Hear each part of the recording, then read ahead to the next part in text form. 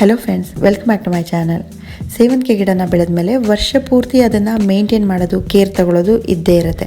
ಸಮ್ಮರಲ್ಲಿ ತುಂಬ ಬಿಸಿಲಿಂದ ಅದನ್ನು ಕಾಪಾಡೋದಕ್ಕೆ ನೆರಳಿರೋ ಕಡೆ ತೆಗೆದಿಡಬೇಕು. ಮಳೆಗಾಲದಲ್ಲಿ ಮಳೆ ನೀರು ಬೀಳದೇ ಇರೋ ಕಡೆ ತೆಗೆದಿಡಬೇಕು. ಇವಾಗ ಈ ಸೀಸನಲ್ಲಿ ಹೂ ಪೂರ್ತಿ ಅರಳೋ ಅಂಥ ಟೈಮು, ಫುಲ್ ಬ್ಲೂಮಿಂಗ್ ಟೈಮ್ ಇವಾಗ ಸೇವಂತಿಗೆಗೆ.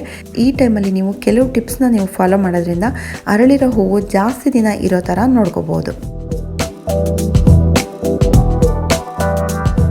ಫಸ್ಟ್ ಇವಾಗ ನೀರಿನ ಬಗ್ಗೆ ಹೇಳ್ಬಿಡ್ತೀನಿ. ಹೂ ಅರಳೋ ಟೈಮಲ್ಲಿ ನೀರು ಹಾಕಬೇಕಾದ್ರೆ ತುಂಬ ಕೇರ್ಫುಲ್ ಆಗಿರಬೇಕು. ಮಣ್ಣು ತುಂಬ ಡ್ರೈ ಆಗೋ ಇರಬಾರ್ದು, ತುಂಬ ಜಾಸ್ತಿನೂ ನೀರಾಗಬಾರ್ದು. ಮಣ್ಣನ್ನು ಯಾವಾಗಲೂ ಚೆಕ್ ಮಾಡ್ತಾ ಇರಬೇಕು. ಮೇಲ್ಗಡೆ ಟಾಪ್ ಲೇಯರ್ ಡ್ರೈ ಆದ ಕೂಡಲೇ ನೀರು ಹಾಕಬೇಕು. ನೀರು ಹಾಕಬೇಕಾದ್ರೆ ಹೂವಿನ ಮೇಲೆ ನೀರು ಬೀಳಬಾರ್ದು. ಸಣ್ಣದಾಗಿ ಒಂದೊಂದು ಸಲ ಮಳೆ ಬಿದ್ದರೆ ಪರವಾಗಿಲ್ಲ, ಆದರೆ ನಾವು ಪೈಪಲ್ಲಿ ಹಾಕಬೇಕಾದ್ರೆ, ಮಗ್ಗಲ್ಲಿ ಹಾಕಬೇಕಾದ್ರೆ ಹೂವಿನ ಮೇಲೆ ನೀರು ಬೀಳೋ ಥರ ಹಾಕಬಾರ್ದು. ನೀರು ಬಿದ್ದಾಗ ಹೂವೆಲ್ಲ ಈ ರೀತಿ ಕಪ್ಪಾಗ್ತಾ ಬರುತ್ತೆ. ಇದರಿಂದ ಫಂಗಸ್ ಆಗುತ್ತೆ.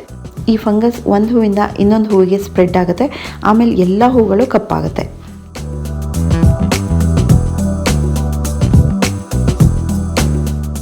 ಕಮೆಂಟ್ಸಲ್ಲಿ ಸೇವಂತಿಗೆ ಗಿಡಗಳ ಬಗ್ಗೆ ಪದೇ ಪದೇ ಕೇಳ್ತಾನೆ ಇರ್ತೀರ, ಹೂಗಳು ಕಪ್ಪಾಗಿದೆ, ಮೊಗ್ಗುಗಳು ಕಪ್ಪಾಗಿದೆ ಅಂತ. ಸೇವಂತಿಗೆ ಗಿಡದಲ್ಲಿ ರೂಟ್ಸ್ ಬೇರೆ ಗಿಡ ಥರ ಮಣ್ಣಿನ ಆಳದಲ್ಲಿರಲ್ಲ, ಮೇಲ್ಗಡೆನೇ ಇರುತ್ತೆ. ಇದನ್ನು ಶ್ಯಾಲೋ ರೂಟ್ಸ್ ಅಂತ ಹೇಳ್ತಾರೆ. ನೀರು ಜಾಸ್ತಿ ಆದರೂ ಕೂಡ ಹೂ ತುಂಬ ಕಪ್ಪಾಗುತ್ತೆ. ಹಾಗೆ ಹೂ ಅರಳಿದ ಮೇಲೆ ಯಾವುದೇ ಫರ್ಟಿಲೈಸರ್ ಹಾಕಬಾರ್ದು. ನಾನು ಇದನ್ನು ಎಲ್ಲ ಸೇವಂತಿಗೆ ವಿಡಿಯೋದಲ್ಲೂ ಹೇಳಿದ್ದೀನಿ. ಹೂ ಅರಳಿದ ಮೇಲೆ ಫರ್ಟಿಲೈಸರ್ ಹಾಕಿದರೆ ಮೊಗ್ಗಿಂದನೇ ಅದು ಕಪ್ಪಾಗ್ತಾ ಬರುತ್ತೆ.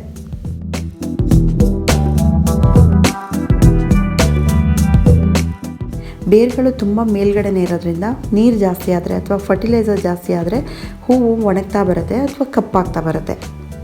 ನಿಮ್ಮ ಸೇವಂತಿಗೆ ಗಿಡಗಳಲ್ಲಿ ಯಾವಾಗ ಹೂ ಬಂದಿತ್ತು ಅನ್ನೋದನ್ನ ನೀವು ಅಬ್ಸರ್ವ್ ಮಾಡ್ಕೊಳ್ಳಿ.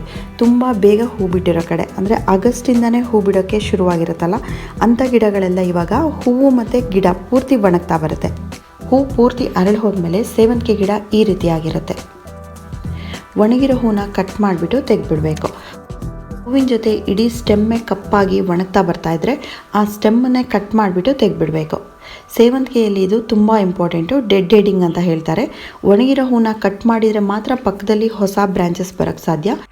ಹೊಸ ಬ್ರಾಂಚಸ್ ಬಂದು ಅದರಲ್ಲಿ ಮೊಗ್ಗುಗಳು ಬರೋಕ್ಕೆ ಶುರುವಾಗುತ್ತೆ. ಇವಾಗ ತೋರಿಸ್ತಾ ಇದ್ದೀನಲ್ಲ, ಈ ಬ್ರಾಂಚಲ್ಲಿ ಎಲ್ಲ ಹೂಗಳು ಅರಳೋಗಿದೆ. ಇದರಲ್ಲಿ ಇನ್ನೂ ಹೂ ಬರಲ್ಲ. ಇದನ್ನು ಕಟ್ ಮಾಡಿಬಿಟ್ಟು ತೆಗೆದುಬಿಡ್ತೀನಿ. ಈ ರೀತಿ ಹೂ ಆಗೋಗಿರೋ ಬ್ರಾಂಚಸ್ನ ಕಟ್ ಮಾಡಿ ತೆಗೆದ್ರೆ ಮಾತ್ರ ಪಕ್ಕದಲ್ಲಿ ಚಿಕ್ಕ ಚಿಕ್ಕ ಗಿಡಗಳು ಕಾಣಿಸ್ತಾ ಇದೆಯಲ್ಲ, ಇದೆಲ್ಲ ಮೇಲ್ಗಡೆ ಬಂದು ಇದರಲ್ಲಿ ಹೊಸ ಮೊಗ್ಗುಗಳು ಬರೋಕ್ಕೆ ಶುರುವಾಗುತ್ತೆ. ಒಣಗಿರೋ ಕಡ್ಡಿಗಳನ್ನ ಕಟ್ ಮಾಡಲಿಲ್ಲ ಅಂದರೆ ಮಣ್ಣಲ್ಲಿರೋ ನ್ಯೂಟ್ರಿಷನ್ನ, ಹಾಗೆ ಡೈಲಿ ನಾವು ನೀರು ಹಾಕ್ತೀವಲ್ಲ ಅದನ್ನೆಲ್ಲ ಅದು ತಗೊಂಡು ಸುಮ್ಮನೆ ವೇಸ್ಟ್ ಆಗ್ತಾ ಇರುತ್ತೆ. ಸಣ್ಣ ಗಿಡಗಳಿಗೆ ಸಿಗ್ತಾ ಇರಲ್ಲ. ಈ ರೀತಿ ಪೂರ್ತಿ ಕಟ್ಟಿಂಗ್ ಮಾಡಿದ ಮೇಲೆ ನಾವು ಈ ಚಿಕ್ಕ ಗಿಡಗಳಿಗೆಲ್ಲ ಫರ್ಟಿಲೈಸರ್ನ ಕೊಟ್ಕೋಬೋದು. ಹೂ ಒಣಗಿದ ಕೂಡಲೇ ಅದನ್ನ ಕಟ್ ಮಾಡಿಬಿಟ್ಟು ತೆಗೆದ್ರೆ ಪಕ್ಕದಲ್ಲಿ ಮೊಗ್ಗುಗಳಿರುತ್ತಲ್ಲ ಅದೆಲ್ಲ ಬೇಗ ಅರಳುತ್ತೆ. ಜಾಸ್ತಿ ದಿನ ಕೂಡ ಅದರಲ್ಲಿ ಹೂ ಇರುತ್ತೆ.